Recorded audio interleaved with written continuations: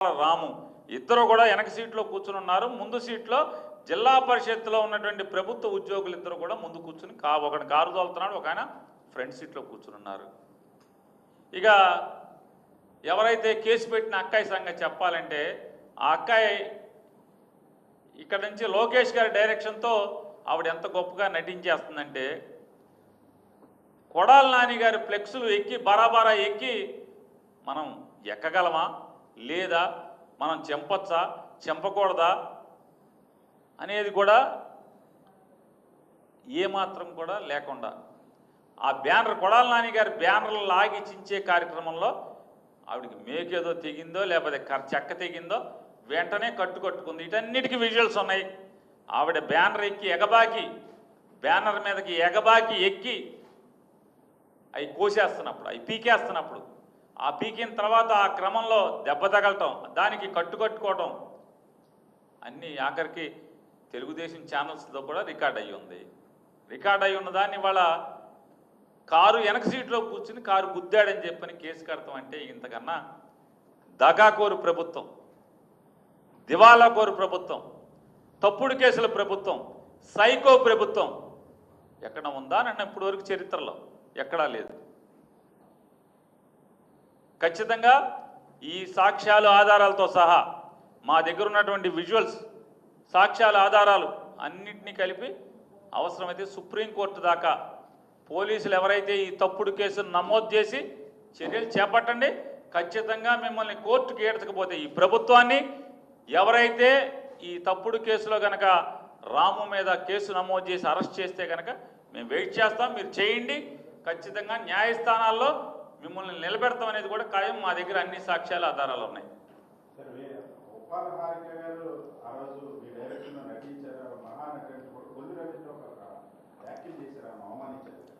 కొల్లు రవీంద్ర గారు ఏమన్నారండి?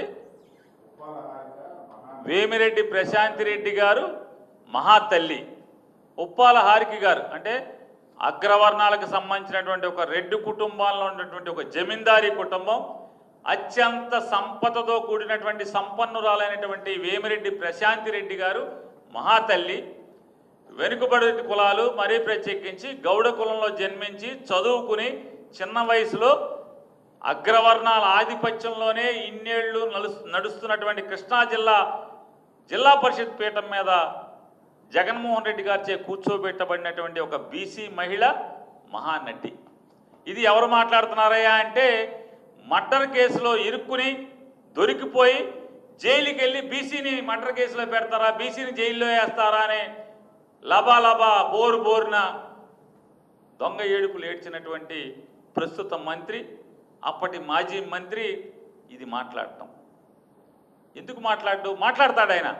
ఎందుకు మాట్లాడతాడంటే వేమిరెడ్డి ప్రశాంత్ రెడ్డి గారు అమ్మగారి యొక్క ఎలా మహాతల్లి అయిందంటే కొల్లు రవీంద్ర గారికి వాళ్ళ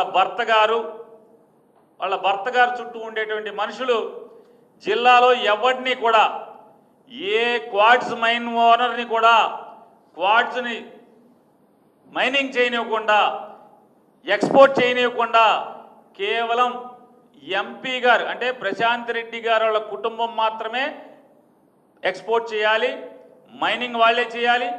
ఎవడు చేసినా ఆ క్వార్ట్స్ తెచ్చి వీళ్ళకే అమ్మాలి, వీళ్ళ ద్వారా ఎక్స్పోర్ట్ చేయాలి. దానికి ఎవడయ్యా అంటే నెల వారం అమ్మగారి దగ్గర నుంచి మహాతల్లి గారి దగ్గర నుంచి ఈ రాష్ట్ర మైనింగ్ శాఖ మంత్రికి వారం ముడుపులు వస్తున్నాయి, వారం మూటలు పంపిస్తున్నారు. కాబట్టి మరి వారం మూటలు వచ్చి పడుతున్నాయి కాబట్టి ఆవిడ మహాతల్లి. ఎందుకని మూటలు ఇస్తున్నారు కదా, ఆ మూటలను లోపలేసుకుంటాక మా ఆవిడకి ఆయాసం వస్తుందని చెప్తున్నారు అటెండర్లు. మరి బాబు మేము మొయ్యిలో పోతున్నామండి, అయ్యేమో డబ్బుల మూటలు కాబట్టి మాకు కూడా కాకుండా వాళ్ళే మోసుకుంటున్నారు, భార్యాభర్తలు మోసుకుంటాక మళ్ళీ మోసి ఆయాసపడుతున్నాడు అని చెప్పి వాళ్ళ ఇంట్లో పనిచేసే గవర్నమెంట్లో పనిచేసేటువంటి ఆయనకు ఉన్నటువంటి వాళ్ళు మనుషులు చెప్తున్నారు బయట బందరంతా. మరి ఏం చేస్తాడు? ఆవిడ మరి మూటలు ఇస్తుంది కాబట్టి ఆవిడ మహాతల్లి, ఈవిడ బీసీ నిజంగా బీసీ కులం కాబట్టి మరి ఆ మహాతల్లిని ఈవిడికి పోలుస్తూ ఈవిడే మహానటి. వాళ్ళ కొల్లు రవీంద్ర కంటే కూడా అది మహానటుడు అనాలా, చెత్తనటుడు అనాలా, దొరికిపోయే నటుడు అనాలా, ఏమనాలో తెలీదు.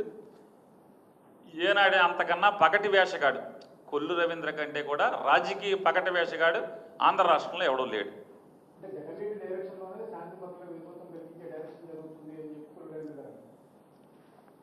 ఏమండి 11 ఛానల్స్, 2 పేపర్లు, తద్వారా మీడియా మీద బతికేటువంటి రాజకీయ పార్టీ ఆడదు కాబట్టి వాళ్ళకి కావాలి ఆ డైరెక్షన్ ఈ డైరెక్షన్. గుడివాళ్ళ నియోజకవర్గంలో మీటింగు ఎవరిని అప్పుడు వాళ్ళందరినీ గంజాయి తాగిచ్చి బ్రాందీ తాగిచ్చి ఎవరు నుంచోబెట్టారు? మేమా? జగన్మోహన్ రెడ్డి గారు నుంచోబెట్టారా? లేదా గుడివాడ ఎమ్మెల్యేకి డైరెక్షన్ జగన్ గారు ఇచ్చాడా? వాళ్ళందరినీ అక్కడ దారి కాయండిరా కొడాలి నాని కన్వెన్షన్లో వైఎస్ఆర్ కాంగ్రెస్ పార్టీ మీటింగ్ జరుగుతుంది, ఆ మీటింగ్కి వెళ్ళే దారి కాసి మీరందరూ బాగా తాగి గంజాయి తాగి బ్రాందీ తాగి కర్రలో రాడ్లు ఉంచుకుని కొట్టండి అని జగన్ గారు డైరెక్షన్ ఇచ్చాడా? ఎవరు నుంచున్నారు? వాళ్ళు ఎందుకు నుంచున్నారు? పోలీసు ఎందుకని ఒక 150 మంది పోలీసులు అక్కడ లోకల్ డిఎస్పీ గారితో సహా సిఐలు ఈఏలు మొత్తం అందరూ ఎందుకని వాళ్ళని కాపలా కాస్తున్నారు? కొట్టుడు కొట్టాలి కదా. ఏం చేస్తారన్న? శాంతి భద్రతకు విఘాతం కలిగిస్తే ఏం చేయాలి పోలీసులు? వాళ్ళ పాత్ర పోషించరా? గుడివాడ నియోజకవర్గానికి సంబంధించినటువంటి గొడ్లవలేరు జెడ్పీటీసీగా ఎన్నికైనటువంటి జిల్లా పరిషత్ చైర్మన్ ఉప్పాల హారిక ఆవిడ ఆ మీటింగ్కి వెళ్లకుండా ఏమి వెళ్తుంది? ఎందుకు వెళ్ళింది? ఆవిడ ఆ నియోజకవర్గం ఆవిడ వెళ్ళకి ఎవరు వెళ్తారు? నేను కుల రవీంద్ర వెళ్తామేంటి? ఈ సందీప్ ప్రేలాపంలో రేపో మాపో మంత్రి పదవి పీకేస్తానని మొహమ్మద్ చెప్పాడు. ఆంధ్రజ్యోతి రాధాకృష్ణ గారు రాశాడు, అమ్మో అసలు ఈడు అవినీతి చల్లకుండా ఈడు ఆఫీసులో దోషేస్తున్నారని చెప్పని ఐటెంల మీద ఐటెంలు రాస్తే చివరికి సీఎం ఆఫీస్ వాళ్ళు నిన్ను పీకమంటావా, నీ దగ్గర నీ మూటలు మోస్తున్న ఓఎస్డీకి అంటే కలెక్షన్ లంచాలు కొడతా నీ తరపున బేరాలాడి లంచాలు లాగుతున్న ఓఎస్డీని పీకుతావా అని చెప్పి డైరెక్ట్గా వాళ్ళే పీకి ఆర్డర్ చేతిలో పెట్టారు. ముందు ఓఎస్డీ గారిని పెట్టారు, రేపో మాపో ఈయన పీకి ఇతన్ని పీకి ఆర్డర్ చేతిలో పెడతారు. అంటే మంత్రి పదవి ఊడిపోతున్నటువంటి కాపాడుకునే సందీప్ ప్రేలాపంలో ఉచ్చం నీచం మర్చిపోయి మూటలప్పు చెబుతున్నాడు. ఆవిడేమో మహా తల్లి, సాటి కులస్త్రాలు వెనకబడిన కులస్త్రాలు బాగా నీకన్నా బాగా చదువుకుని దొంగ సర్టిఫికెట్లు కాకుండా కరస్పాండెన్స్ కోర్సులో దొంగ సర్టిఫికెట్లు కాకుండా నిజాయితీగా నికార్సుగా కాలేజీకి వెళ్ళి చదివినటువంటి ఆవిడ నీకు మహానటిలా కనపడుతుంది. సార్ ఈ రాష్ట్ర ప్రభుత్వం నడిపేటువంటిది 13 మాసాలుగా తప్పుడు కేసుల ప్రభుత్వం. ఇచ్చిన మాటలు కానీ ఎన్నికల హామీలు కానీ మేనిఫెస్టో కానీ ఈ రాష్ట్రానికి కావలసినటువంటి అభివృద్ధి కానీ వాళ్ళకి పట్టదు. కేవలం ఎర్ర బుక్కు పరిపాలన, ఎర్ర పుస్తకాల్లో ఏం రాసుకున్నారు, ఇంకా ఖాళీ పేజీలు ఉంటే కొత్తగా ఏమి రాయాలి, ఎవడి పేరు రాయాలి, వైఎస్ఆర్ కాంగ్రెస్ పార్టీలో ఎవడు క్రియాశీలకంగా ఉంటున్నాడు ఆ నెలలో ఈ కేసుల్లో ఇరికించాలి. ఎవడు భయపడతాడు కేసులకి? ఇవాళ వీళ్ళ అభివృద్ధి చెప్తున్నా అండి. రాజధాని విజయవాడ కృష్ణా జిల్లా వీళ్ళు పరిశ్రమలు స్థాపించేస్తున్నామని చెప్తున్నారు కదా. పరిశ్రమల శాఖకి కమిషనర్ లేడు.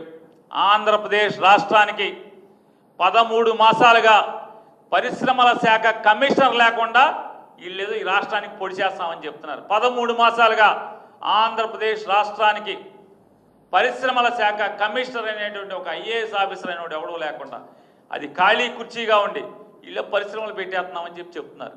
కాబట్టి ఇది ఒక దివాళాకోరు ప్రభుత్వం, తప్పుడు ప్రభుత్వం, దొంగ కేసులు తప్పుడు కేసుల ప్రభుత్వం, ఎర్ర బుక్కు ప్రభుత్వం ఇది.